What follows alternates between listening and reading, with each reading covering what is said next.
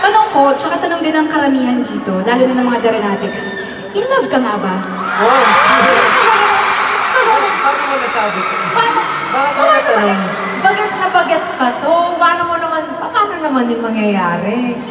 Naku, alam ko. Ewan ko ha, parang narinig lang. Pero kung mai-in love ka dahil, okay lang ba na malalaman ng lahat ng mga fans? Ano siya malalaman na?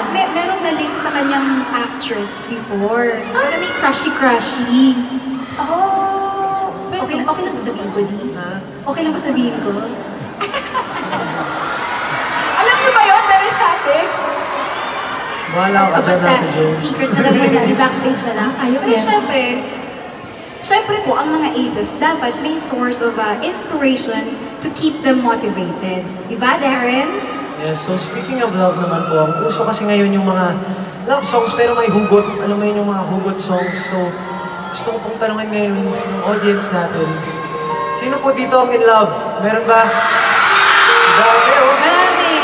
Marami. Yun yung mga naka-green lights doon. In love daw sila sa'yo. Ano yung nakasabi na? May nasasabi na ano, nahopya, ano ba? Kung may mga in love po dito, sino naman yung mga pinaasa? Yung mga nahopya. Ayun, nahopya. Yung pala yun. Opo, yung akala nila may something na, pero wala naman pala talaga. I see. Miss Nani, hashtag nganga. Ano? Nganga. Hashtag nganga. Yan ang pang millennials talaga yung mga hashtag.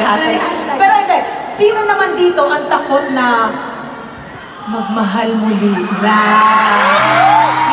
Magmahal muli. O kaya, natatakot na masaktan. Diba? Yan yung laging mga questions yung mga natakot na masaktan, takot na magmahal uli. Miss Lan, parang dyan po ako sa category na yan. Na takot na masaktan uli? Oo, yeah. Bakit naman?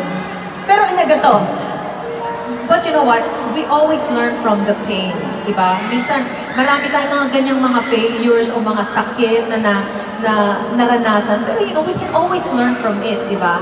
So, kung ikaw nasaktan, ikaw hindi pa, dapat nilang malaman na meron pa ring hope.